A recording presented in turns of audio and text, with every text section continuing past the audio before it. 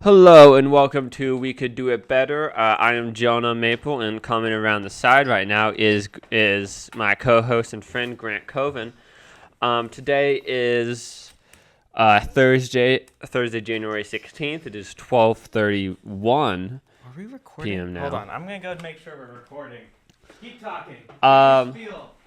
Improvise. Yes, we have a packed episode for everyone again. Once again, this is We Could Do It Better. We are We're a nerdy talk show. We talk about superheroes and video games, and we hope some people get entertained by it. Packed show. I've got a whole lot of stuff to unpack in the Don't Change the Channel and Game Over segment today, because Season 1 dropped last Friday, and I'm going to cover all of that. And then the Daredevil Born Again trailer dropped yesterday, and I did a 3-page breakdown.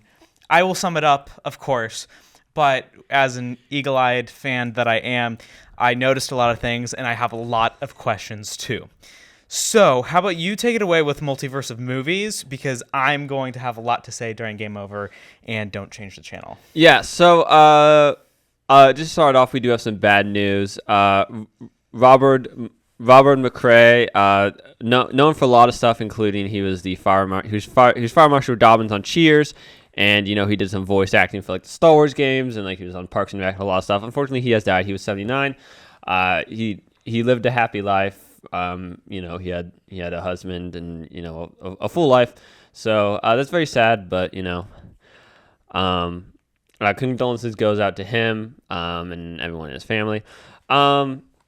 But you have the next thing. I do have the next segment.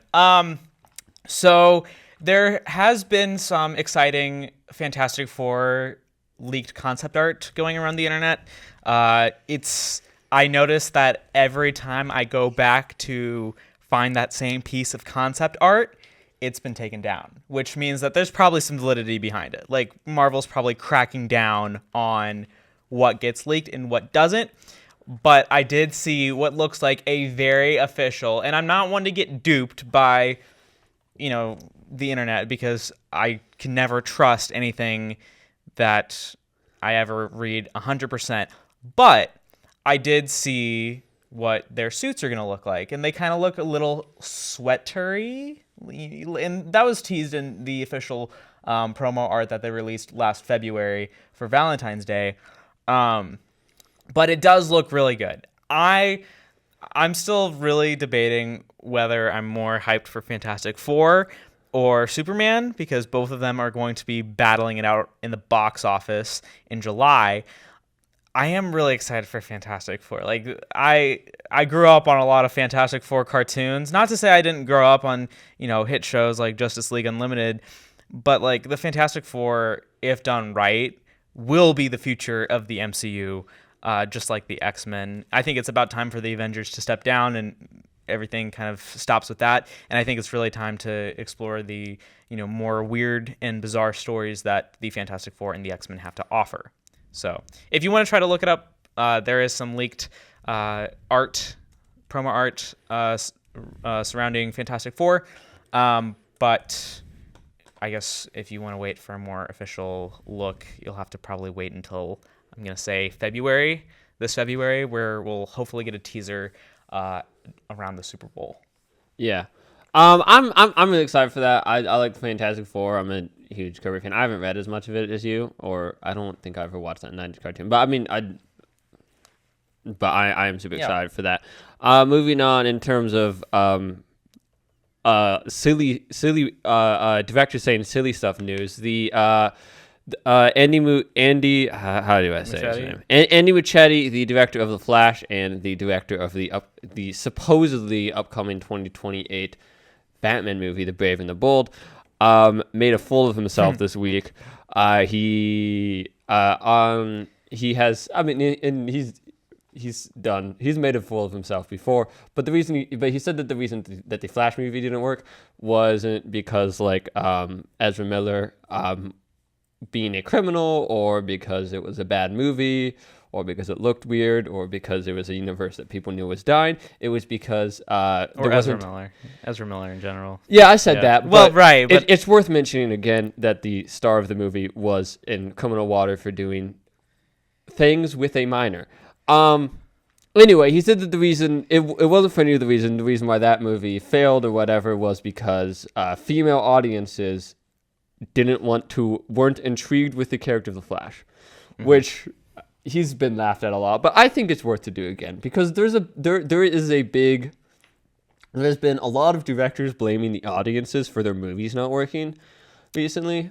I've found that as a trend, and I think like blaming female, which is very weird because like around that time the Flash was in a 9-season run on the CW, a network that that's mostly viewed by female audiences. I mean, I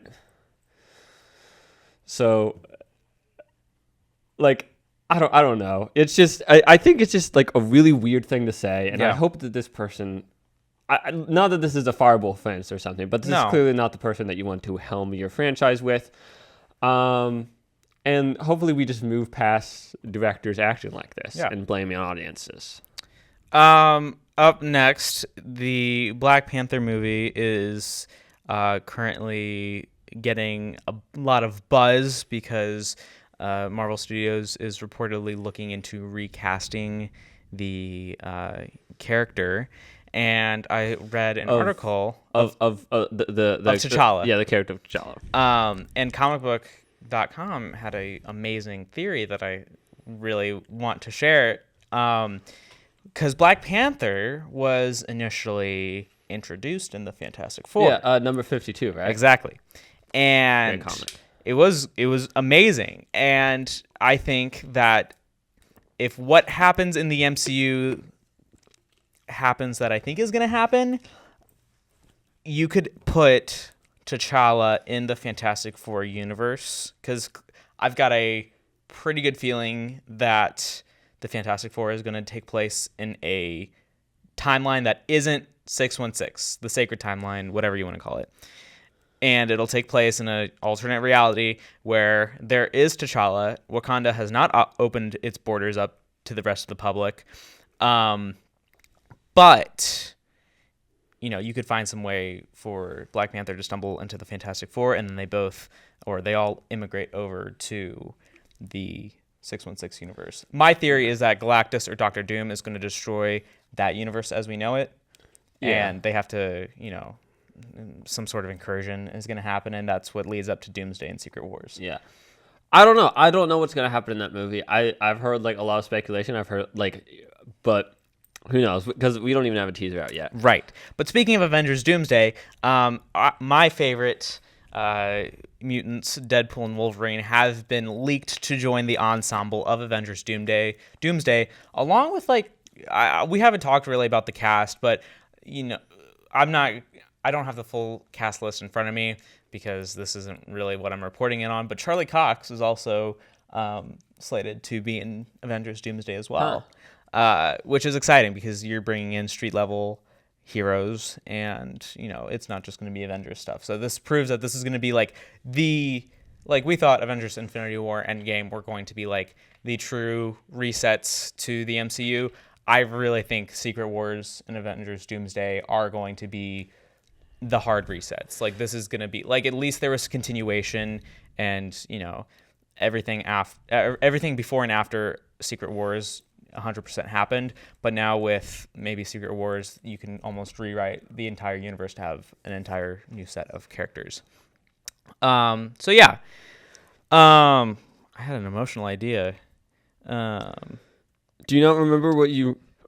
Oh, I do have... I wanted to code it because I didn't want you to read my notes and get an idea. This is another pitch. This is another theory that I hope works itself out. But I was reading Fantastic Four, and there have been instances where the Fantastic Four have taken Peter Parker under their wing. Yeah. He showed up in a lot of issues. Spider-Man #1. Yeah. And I think that Peter Parker, after losing everyone, maybe, this is just pure speculation, maybe in the Fantastic Four universe, Spider-Man has already been established and everyone knows who Spider-Man is. And maybe they don't. But let's just say they immigrate over to the MCU. Peter Parker currently has no one on Earth. Yeah. No one. Which is weird. Which is really weird. And I would love it if the Fantastic Four could at least take Peter in. I don't want Reed Richards to be a mentor to Peter Parker because we already had the whole mentor spiel with Tony Stark. But I would love to see some almost sibling rivalry between Human Torch and Peter Parker. Yeah. And I think, that's a really good way to introduce the Future Foundation suit, and really you can introduce Franklin and Valeria and all these other characters that I'm sure a lot of the viewers don't even know about. But yeah, lastly, moving on, George Miller, who did Furiosa, just met with Kevin Feige potentially to make Thor 5. And that's pretty cool because George Miller worked with Hemsworth. And I'm going to keep this really short and sweet because we've still got a lot of stuff to talk about today. But Thor 5 could potentially explore the after events when Thor killed Zeus in Thor Love and Thunder. Zeus isn't dead. It was a post-credit scene. He's not dead. Well, still, but like Hercules wants to hurt Thor. Yeah. If they end up making Thor 4, I think George Miller making it, that's so cool. That would work. I really like Furiosa. I really like Fury Road. Two great movies. I don't know how much you know about George Miller was going to make a Justice League movie in the 2000s, cool. And there are like some like photos of it and like suit photos and like I think it was written. Yeah. And like some of it was shot, and it never came up to light. But it looks cool in the concept. But I don't know how good it actually would have been. But George Miller is especially a very visual director. Yeah. So I do think that would be interesting. And just have an exciting, distinctly visual name attached to the MCU to kind of break. I mean, I'm always gonna like superhero stuff, but I even both for me and for the general public to have more like visually distinct styles, I think would be a smart move. Yeah. Especially in Thor, where it's like Thor's not don't even like market that as a superhero movie. That's like it's a fantasy like market it as like a fantasy movie, Yeah. And I think Thor 5 is going to be the last of Thor, which hearing Thor 5 announced already makes me think that Hemsworth is going to walk away completely fine from the Secret Wars and whatever happens in there. Because with Secret Wars, you can kill off anyone you want. You can practically kill off the entire MCU. But if we're talking about Thor 5, there's nowhere else that they can put Thor 5 in with their schedule right now to have it released before Doomsday and Secret Wars. So, yeah. Anyways, lastly, Supergirl Woman of Tomorrow begins filming today. That's exciting. Tom King posted that to his Instagram yesterday, that it begins filming tomorrow. And so, yeah, that'll be, again, I don't know when we're getting that. It should be summer 2026. I forget whether it's June or July. Okay. I'm so excited for that. I love that the comic that they're adapting, however loosely they are adapting it, is amazing. It's a lot of people's favorites. And I think it's a recipe. Jason Momoa is going to be Lobo, so of course is that. Yeah. So I'm excited for that. That's just something to look forward to like a year and a half down the line. Yeah. You take it away with Creature Commandos because I'm going to do a lot of other talking after that. I mean. Well, no, I'm still gonna talk about this too, but you should introduce and do as much talking as possible because I don't want to completely steal the spotlight. Jonah, Jonah have been very busy this week. So yeah, Creature Commandos finished a week ago, and we are now going to do a full spoiler review for the next 10 minutes. So if you don't want to listen to that, then you can just check back in at 12:55. Yeah. If you don't care, or if you have seen it, feel free to. Here's keep on talking. So we finished that.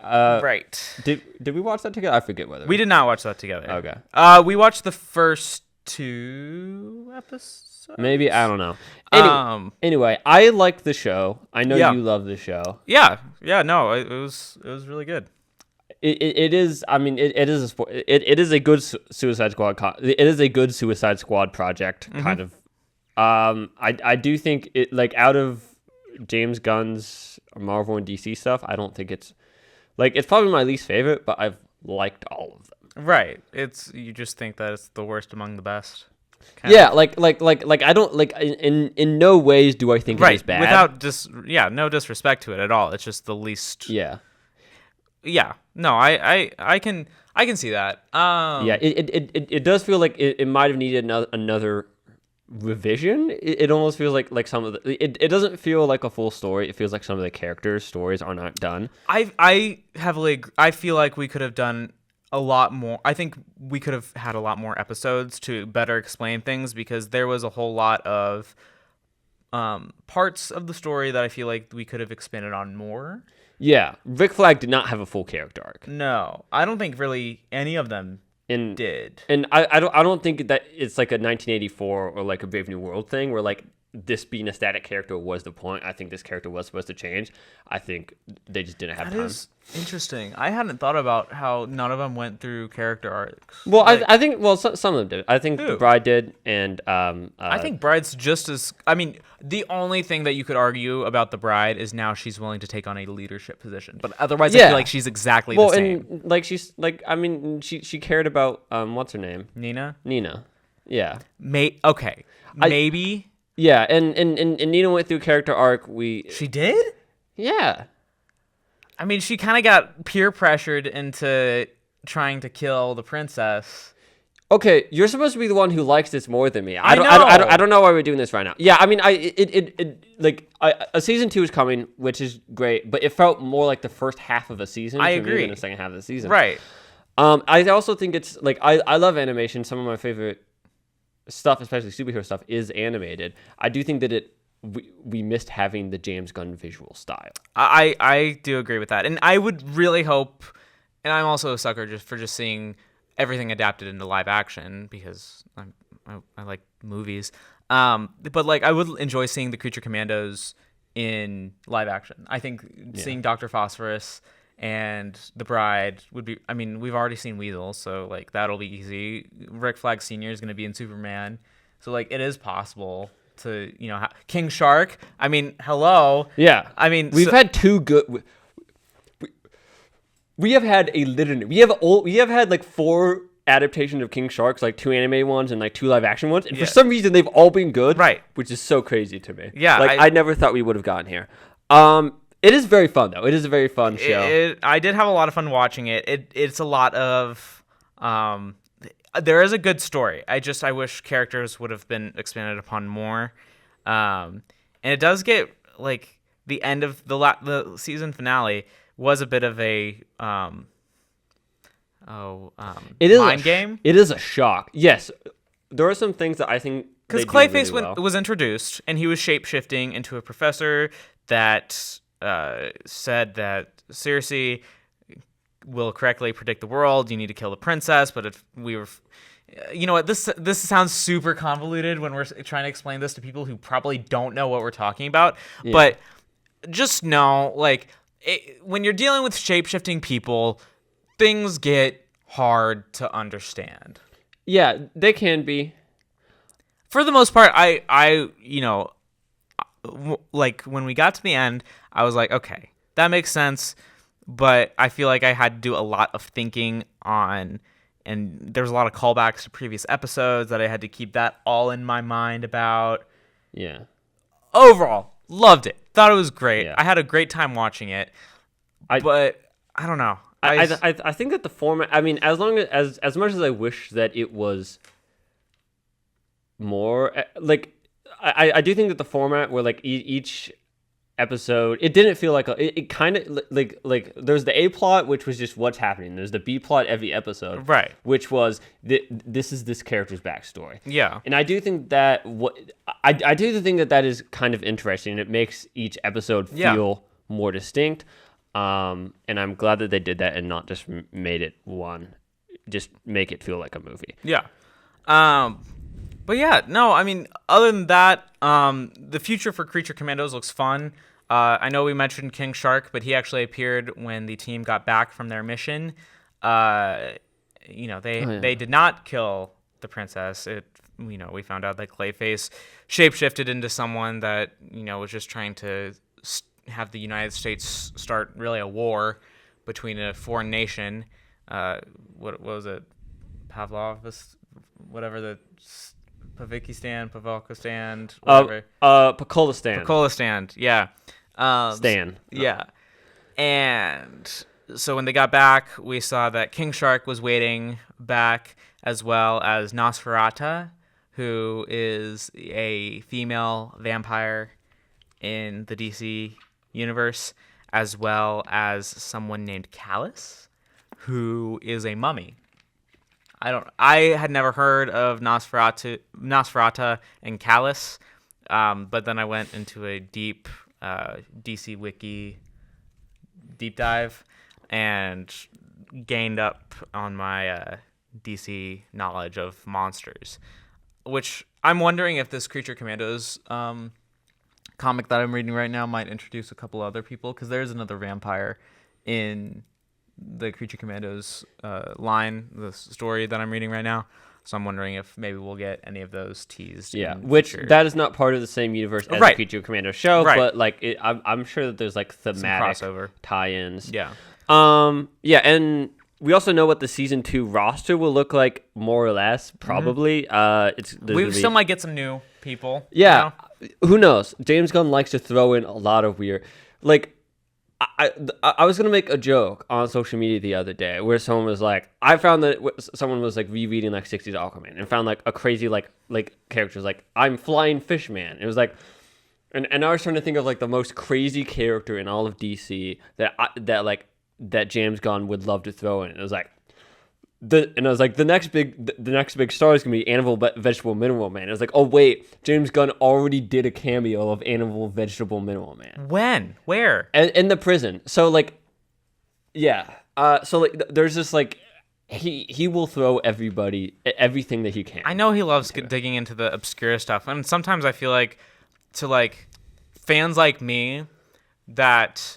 No, a decent amount. Like I wouldn't call myself a casual fan. I definitely tend to dig into the lore more than most. But I feel like whenever he does something like this, it kind of feels like the middle finger. You're like, hey, you might be a fan, but you're not that big of a fan. You don't know who that guy is. Like, yeah, I don't know. Maybe it's never come across to me that way. It's always come across to me more as seriously come across to me like that. But I always take a hit to my nerd ego because like I'm like. I don't know who this person is, and now I have to do a deep dive into DC Wiki. Yeah, I do feel that, but I do think that it comes from a place of like, hey, I like these stories. I think these characters are cool, and like other people have done cool things with this. Right. Check out Doom Patrol and Animal Vegetable Mineral Man. Are you curious who that is? That's such a weird thing. It's great. Anyway, you have Daredevil Born Again trailer. I do. Which I have not seen, but you have a breakdown. What you might want to do is you have your laptop in front of you. I will start prefacing the entire trailer. And I will watch it on mute. Yeah. I've been busy. Yes, you have, and that's totally fine. But I'm going to stall for time while you're queuing that up. Well, you can just start talking about it. I'll go into a deep dive too, and I'm breaking this down in order from what we see in the trailer, and it'll be. If you know anything about me, I love Daredevil. The Netflix show remains to be one of my favorite pieces of television ever. That's me probably putting it above Stranger Things. Gasp! I know I love Stranger Things a lot, but like. If we're talking about story and characters and the nitty-gritty adaptation from comic book to television show, this is my show. This is my show. So when Disney finally got Daredevil back, the pressure was on. I was going to be a harsh critic. And after seeing this trailer, I believe that Disney Plus can pull this off. And it's really exciting because I think this is already at least getting 2 seasons. So very excited, and I'm going to I guess, begin my breakdown. You're watching the trailer right now, so it'll be, I can already start to do this in order. But yes, so the trailer Vincent D'Onofrio did tease the trailer saying it's coming. It had problems releasing because of the wildfires, but which that's totally fine. Right. No, I'm not trying to fault anyone for it. Anyone in LA, heart goes out to you. Right. That stuff sounds really scary, and but it is right. No, it is. Yeah, it's awful. But I find it interesting that as soon as Vincent D'Onofrio kind of went public with that acknowledgement of knowing, hey, we're waiting for the trailer, he said soon, and then a week later, the trailer dropped. But the trailer starts with Matt Murdock and Wilson Fisk meeting in a diner, and I found it super amusing because if you know anything about the history of Matt Murdock and Wilson Fisk in the past Netflix show, which you still need to watch. I've seen some of. I need to finish. Yeah, but there's been a lot of stuff that's gone down between them over the past 3 seasons, and they're just sitting at a diner table casually talking. And Wilson Fisk says something how it's not entirely unpleasant. It's not entirely unpleasant to see Matt Murdock. And I'm like, wow, he's changed. Not really. Wilson Fisk will probably never change. He's still going to be super corruptive and not a super great So I haven't finished the show. I have read a fair amount of Daredevil comics, and the impression I get is sometimes he grows and changes as a character, but he will always be evil and selfish. Yeah. Which I think is cool and interesting. And I have finished watching the trailer now. But what are your initial thoughts? I'm excited. I see I'm excited. I like Daredevil. I've read the comics. Born Again is one of my favorite comics of all time. I'm super excited. Speaking of which, there is for anyone listening, hey, if you want to jump in on point for Daredevil comics, Marvel is publishing. Not that they're paying us money for this, but just because it's a great story. There's a February in next month there is a Born Again trade paperback. Yes, that is coming out. All right. So things between Murdock and Fisk are very cordial. They seem to be almost nice to each other, which is very surprising. But, Wilson Fisk was like, you've come up in the world, which is absolutely true because at one point, Matt Murdock and Foggy Nelson they owned a struggling law firm. And now he's got, Murdock, Nelson, Murdock, and Page, which is now their firm, essentially. They brought on Karen Page, who was a assistant for them at the time, and looks like now they're all working together. And I've got a theory later that I'll talk about. But Wilson Fisk is now the mayor-elect of New York City. And Vanessa can be seen alongside him as well, which was his girlfriend back in the Netflix times. Viewers got to see you finally got to see that Wilson Fisk was the elect, the New York mayor-elect in Times Square. Oh, so he's not running for mayor. He already won. Okay, I did not catch that. That's interesting. When you're looking at the Times Square, like it looks like it's New Year's Eve, and the ball just dropped. It says Happy New Year's, and there's electronic billboards that talk about Wilson Fisk as the mayoral elect, and also off on one of the other electronic billboards, it says Pim Van Dyne, Happy New Year, which is Ant-Man and the Wasp. Huh. Fun little Easter egg. Also on one of the other electronic billboards had Rogers the Musical, of course. I did notice that. But yeah, so as we're going on throughout the trailer, we can see that Wilson Fisk has survived what looks like a fair amount of assassination attempts, which makes sense. He made a lot of people mad in the Netflix series, and I have a feeling that past is still haunting him. And I love that if Disney is doing what I think they're doing, they're still respecting and keeping what happened in the next Netflix series canon, which is awesome. But viewers are come to find out that Matt Murdock has actually given up the mantle of Daredevil due to an incident. And my theory is it might have been when Bullseye stole Daredevil's identity in the 3rd season, because that did happen. I didn't know that. I didn't even know Bullseye was in the show. Yeah, so Bullseye did don the cowl and the suit, and he did what Bullseye did. There was this horribly gory and awful office sequence where he's using all of these office supplies to hurt other people, which was super disturbing. Did you have something else to add? Oh, well, I was just going to say he did a Cravens. It sounds like he did a Cravens the last time. Pretty much.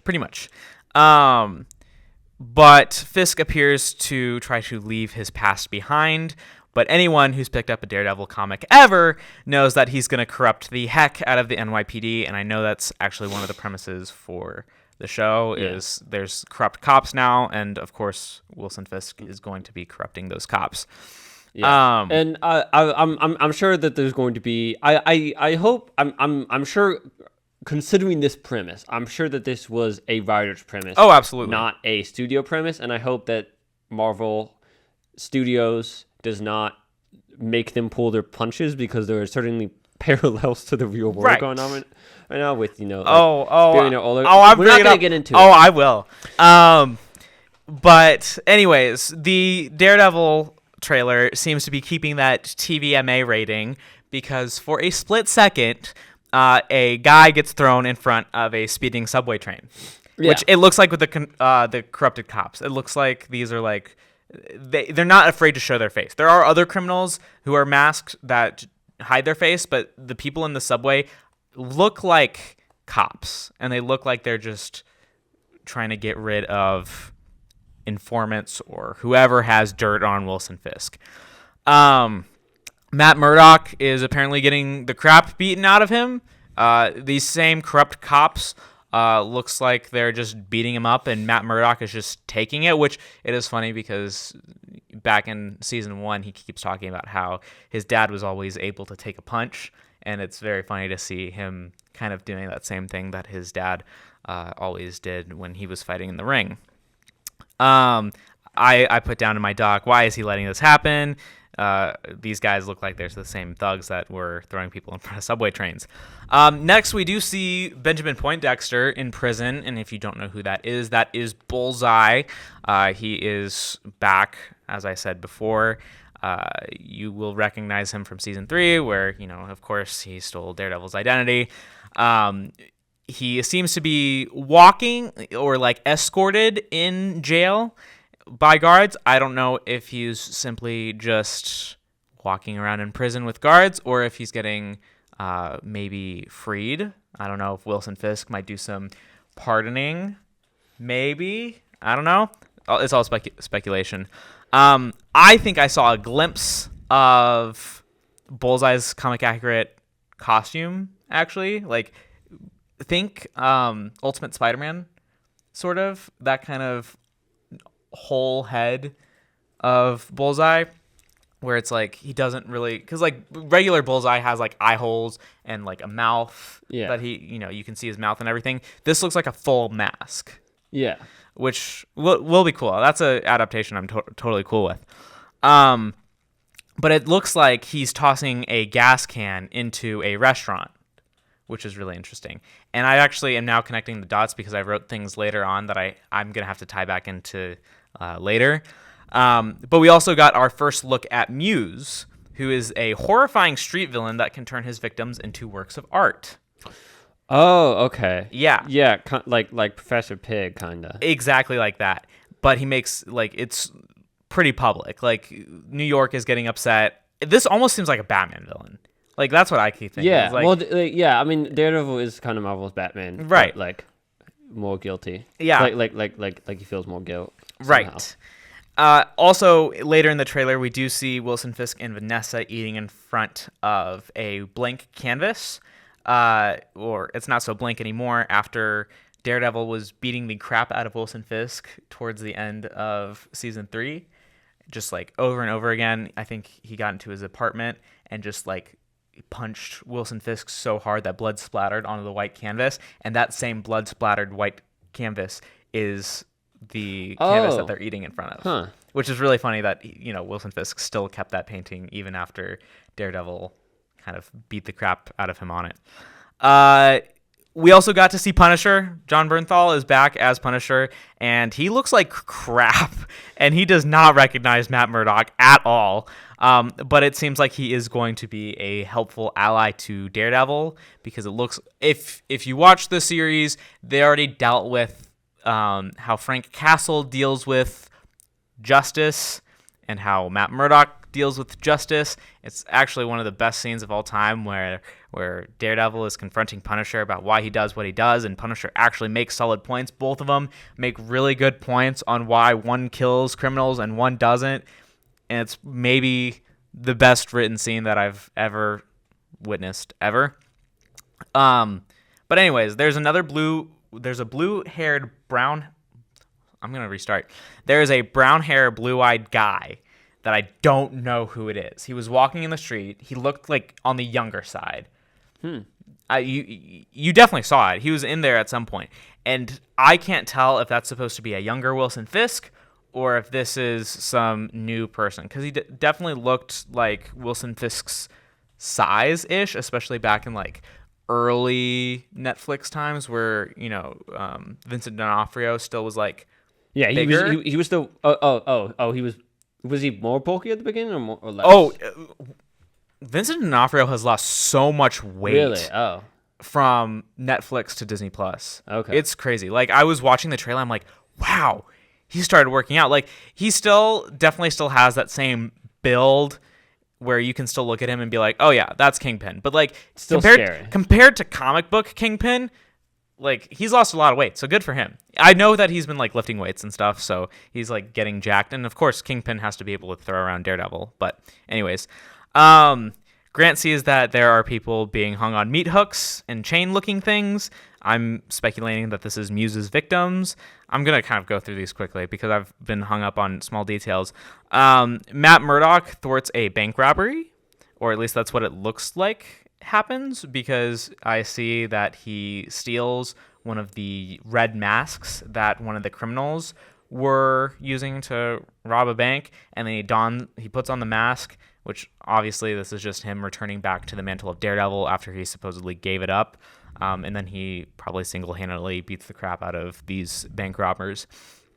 White Tiger makes his MCU debut. See, I didn't catch that. That's so cool. You didn't? I was just like watching it quickly. I was distracted. Oh. I love White Tiger. That's a George Perez character. Like because George Perez. Oh, yeah. was Puerto Rican. It was like, hey, there's no Puerto Rican characters. I want to create like a Puerto Rican superhero, and then created White Tiger, and it was like White Tiger's like, that's so cool. Yeah. Good. I hope that they pay the George Perez estate. I know that they won't. Yeah. But unfortunately, Camar de los Reyes passed away last year, and he's the guy who played White Tiger. Oh. So that's sad. But also, if you know anything about comics, or I guess White Tiger, that's really, I'm not trying to talk down to anyone. But his daughter does take on the mantle of White Tiger. So, and that is the character I'm more familiar with. Right. The first White Tiger was a guy, but then the more recent White Tiger, and the one that you probably saw in the Disney XD Spider-Man series, is the we don't really like talking about the Disney XD Spider-Man that they did, but that's the only time where I'll reference it. It was a thing that happened. But it does look like Daredevil is, of course, coming out of retirement. And then 5 new Daredevil suits were teased because Disney loves merchandising. They love making action figures and clothing items featuring probably all these other Daredevil. I think I might have found every single Daredevil mask and what suit it complements. Okay. So first you've got the classic red and yellow from She-Hulk. Yeah. Okay. Then you've got the Shadowland costume, his all-black one. Okay. All right. You've got his Netflix red. Okay. You've got his Disney Plus red, the one he's going to wear probably for most of the series, and the Devil in White costume. Huh. Yeah. Was that Zdarsky's run? I think so. Okay. Who Yeah. knows? But also his billy clubs are being used more, and they're grappling people, which is so cool. he didn't do a whole lot of it in the Netflix series, so I love that they're being put to better use here. And staying with that TVMA rating, Matt Murdock breaks the arm of a bad guy so badly that he starts bleeding through his shirt. I don't know if you picked up on that. I picked up on that. But I'm like, even that made me a little bit squeamish, and like, I was laughing during Terrifier 3. So that was kind of surprising. And lastly, Daredevil was like screaming in Muse's lair, at least it looks like it. So I'm wondering if like, did he lose someone? Did he fail to save someone? Like, someone was on Muse's table, so I'm wondering if it was like a close family friend. Yeah. All right, we are going to move on to Game Over now. This one might be quicker. Who knows? We never know. Nintendo has released a Nintendo Switch 2. Yeah. A lot of people have been waiting for this for a long time. This, like, I'm friends with a lot of Nintendo fans, and they're like, it's kind of weird that they haven't, because usually Nintendo makes a lot of systems back to back. Like the Wii U was only a couple of years after the after the Wii Plus, after the Wii, and like, for a long time, that like every like 2 years they came out with like a new version of the DS. So so some people have been like the Nintendo Switch is outdated technology at this point, but they were still selling a lot of games really well. Yeah. So yeah, there's a new Nintendo Switch. Which I haven't gotten a Nintendo Switch before, really, ever. I haven't really done anything Nintendo since probably the 3DS back in like the early 2010s. My little brother and best friend have it, so I play a fair amount of. But like the Nintendo Switch, my other best friend. Well, the Switch might be a fun thing, especially if they're doing newer and cooler things with it. I might see if I can get my hands on it sometime. I think it's bigger. The hope is that they can have games that compete more with like the graphics like the and like the running of the other consoles. Yeah, because like that's like a lot of complaints that people have had around like Pokemon. Oh, that the that like just like the processing power just doesn't compete. All right, Grant's going to do more talking, and hopefully it'll be a little bit more put together, because I was reading off of all my bullet points. I only covered half of my Daredevil stuff that I originally put in, but I also know that we have 20 minutes left, so I need to keep it short and concise. But Marvel Rivals Season 1 kicked off last Friday, and boy, is it fun. Oh my gosh. You came over on Sunday, and we played it, and I guess I want to get your thoughts first. It was really fun. I I don't have a console, like for myself. Like I have, like my little brother has one back home, and then sometimes I play with you. But this was really fun. It's cool to be able to play in New York City, which like that was like that was like this is a very fun game. I was like, oh, I want to play like that was like one of the only things was like, oh, from the start was like I wish that they had done. Yeah, because like to me Marvel is so entwined with New York City, because that's of course where all important things have happened in New York, except for like half the X-Men stuff. Sure, but so that's really cool. There's like in Invisible Woman and Mr. Fantastic, fine. I was waiting more for the Thing, and I know, which we don't have yet. And I have to fact check myself, because last week I said that Johnny Storm and Ben Grimm, Thing and Human Torch, were going to arrive in Marvel Rivals this week, and that didn't happen. And I think everyone was confused. Everyone was like, wait, where's Ben and Johnny? Then I saw that they're actually not going to be able... They're going to be released in like mid-February. Oh, okay. So don't worry. They're on their way. I think what's going on is they wanted to do as much fine-tuning for Invisible Woman and Mr. Fantastic, and now they're going to focus on making sure the Thing and the Human Torch are as balanced as possible, and they don't disrupt the flow of gameplay too much or too little.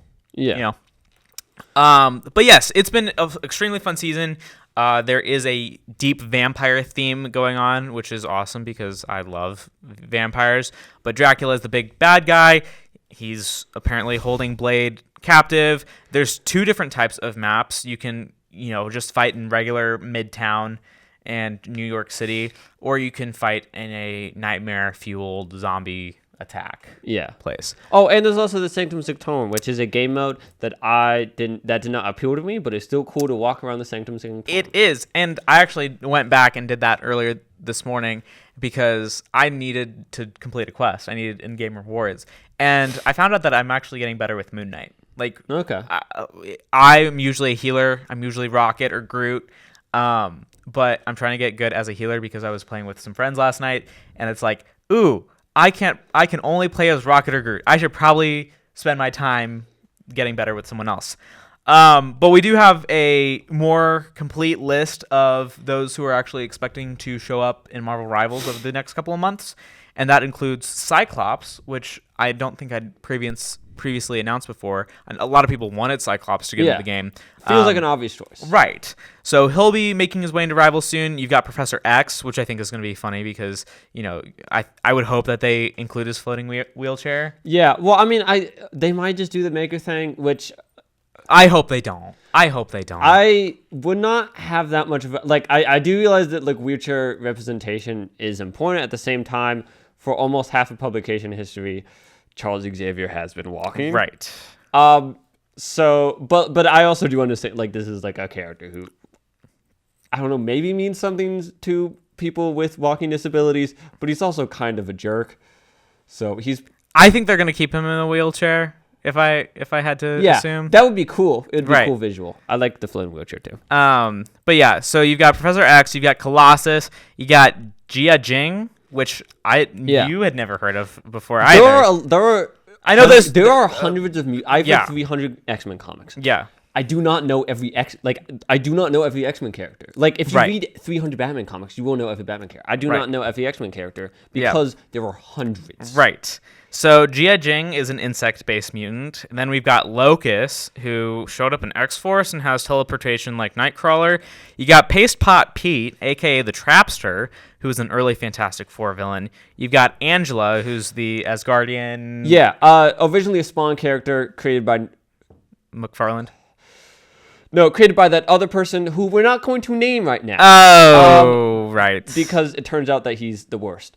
But was then sold off to Marvel and is now a Marvel character. Right. And then per usual, you've got Hit Monkey, Captain Marvel, Emma Frost, Phoenix, Jean Grey, Valkyrie, MODOK, Ultron, Blade, and Deadpool. Which, so excited for Emma Frost. Love that character. Love Captain Marvel. Love Phoenix, Jean Grey. Love Deadpool. That's great. Yeah. No, you love Hit Monkey will be fun to play too. But then Marvel Rivals made an exciting announcement a couple days ago that the skin from the Spider-Man 2 game is going to make its way into the store on January 30th. So the white spider symbol, that whole design is coming to Marvel Rivals, which is exciting. I'm kind of confused why that's not going to be free for PlayStation players, because they did give PlayStation players a free skin, but it was the Scarlet Spider version 2.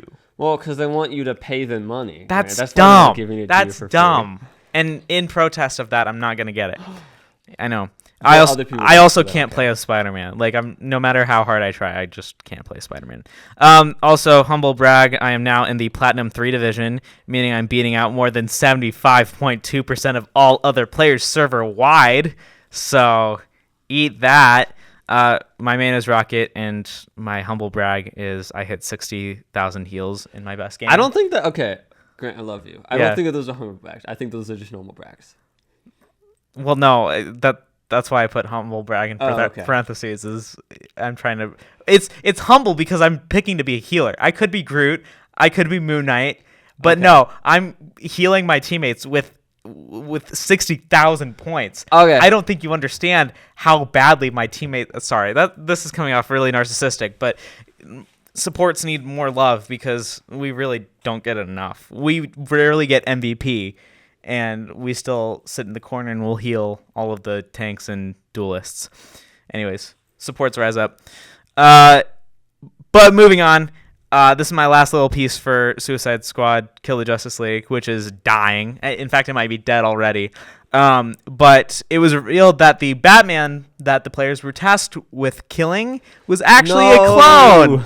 And I can't tell if it was their plan all along or if they saw the player backlash on it. So if that explains anything about Suicide Squad Kill the Justice League, this is it.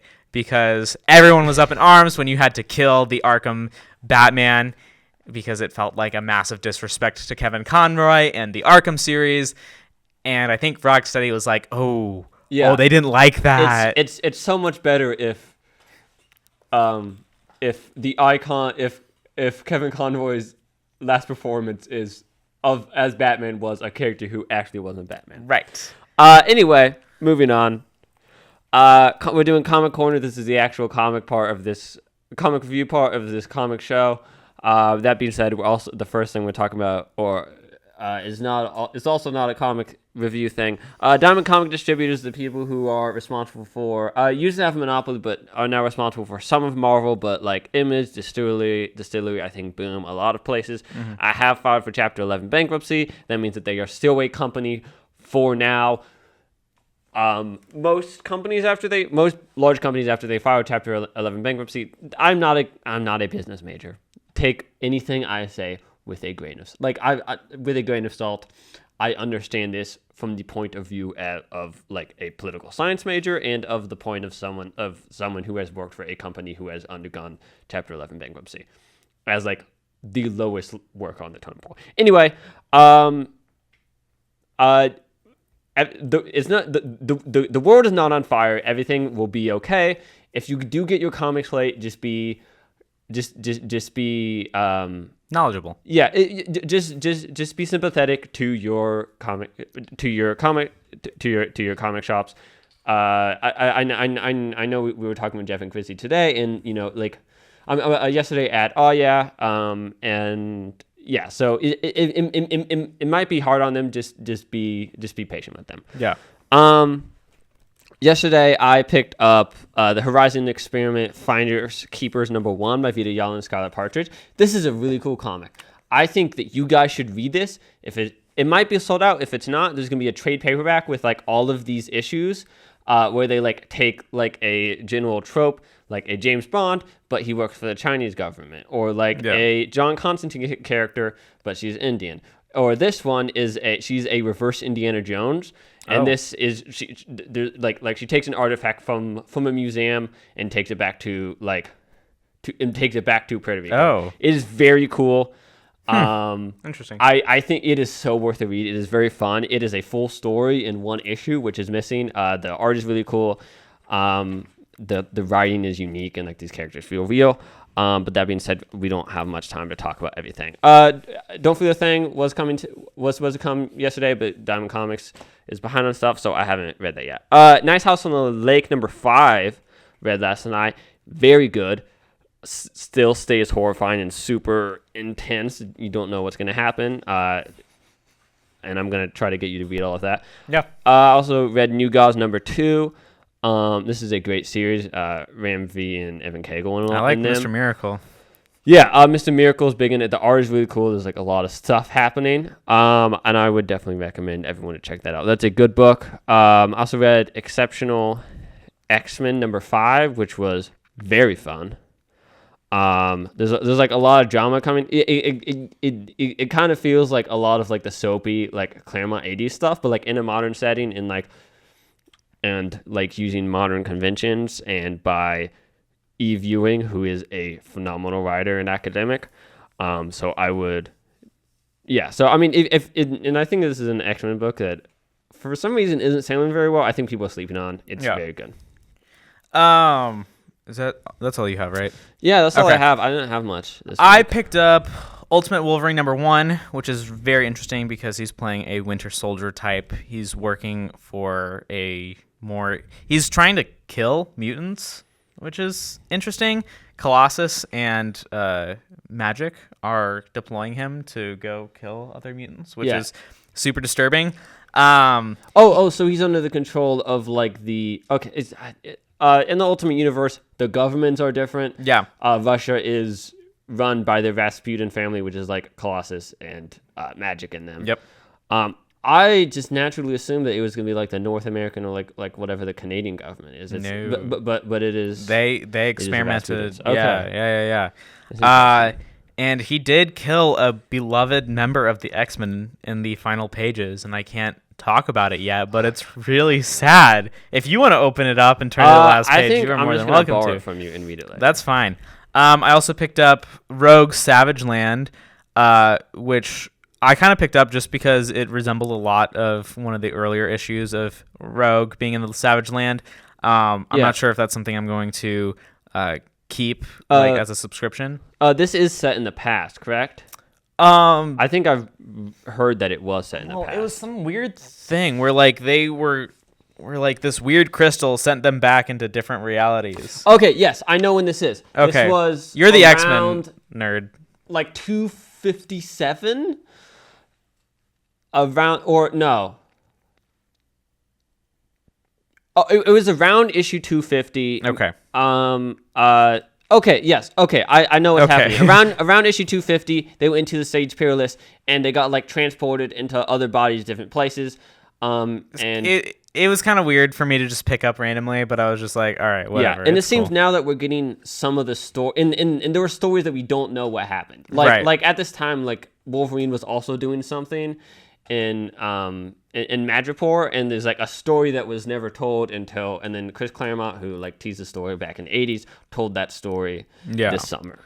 But lastly, I picked up the second issue of Your Friendly Neighborhood Spider-Man, which is the prequel to the upcoming Disney Plus show, which I don't feel like is being talked enough about.